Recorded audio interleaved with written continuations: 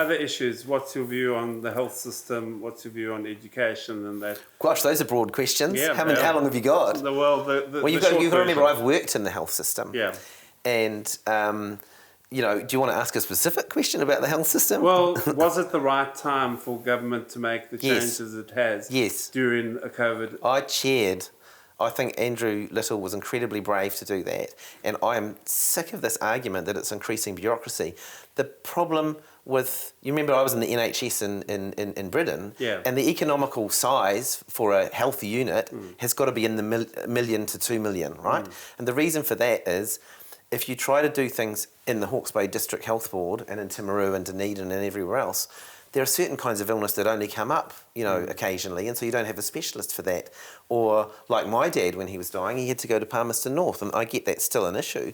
But creating one health service for a population of only 5 million people with 4 regional units looks to me, based on overseas best practice, about the best model. We had 23 bureaucracies, and when COVID came and we went to pull a lever to do a public health response, there was no lever. Now, you're an investigative journalist. Go back and have a look at which government disassembled the public health system. That was national. Yeah. I think it was Judith Collins, wasn't it? So, in terms of our local hospital, and there is still, you hear people saying, oh, Napier doesn't have anything. Well, what's your view on that? Well, I've got a really strong view on that, right? Because I was in this house with helicopters flying over me to get people to hospital in Hastings for the 3 days. I think it was 3 days, wasn't it, before they got the bridges back up? Yeah. Now, people may have forgotten, but we used to have a hospital just up the road here, and it was shut by the national government in the 90s.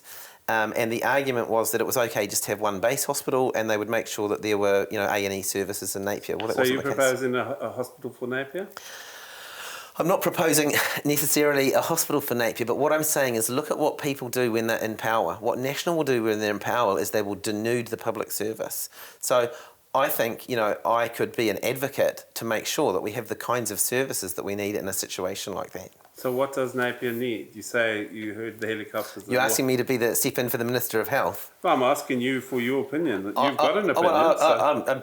Once I'm officially announced in this campaign, I might well have a chat with Aisha Verrill and see what she thinks about that, because I would want to advocate that we had access to 24/7 accident and emergency services, or that at least they could be stood up in an emergency, because it was a shambles.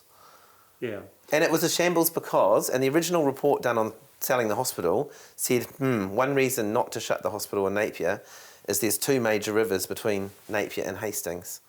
Now, it's very expensive. Look how expensive the Dunedin hospital is. Yeah. When National gets into government, they make decisions that are very, very expensive to fix later on. Yeah, and any sort of hospital there or any sort of medical centre would be expensive as well. And we've got a hospital in Hastings that needs refurbishing or even rebuilding. Yep. What's your view on the Hastings hospital?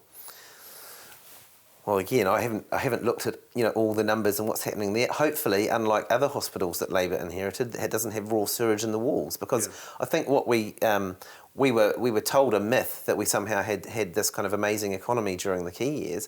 But the reason is it was like a Ponzi scheme. We were inflating GDP by increasing immigration to keep wage rates down, and to not take enough tax to invest back in the public health services and infrastructure that we needed. So. I'm sure, and I don't know the detail, but I'm sure that the Hastings Hospital probably needs substantial investment, and it's a very expensive business. I can tell you what I can tell you: the public services will get more attention and better funding under Labor. They won't have a magic wand. Change is difficult. Progress is difficult. They won't fix it overnight. The health reforms won't fix everything overnight, but choosing National at the next election will be a huge step backwards. Because we need doctors and nurses as well, and.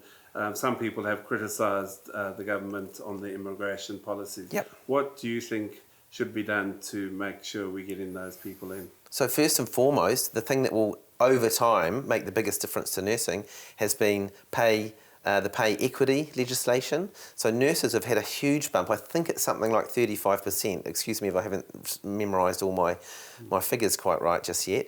But they have had a massive increase, the nurses, in their pay, and other sectors like primary school teachers have as well, just based on the fact that we used to pay women less than men for a similar sort of job.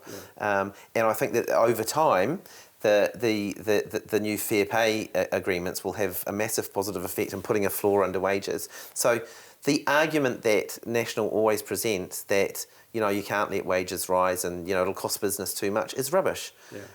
Australia has a more productive economy than us partly because they have higher wage rates.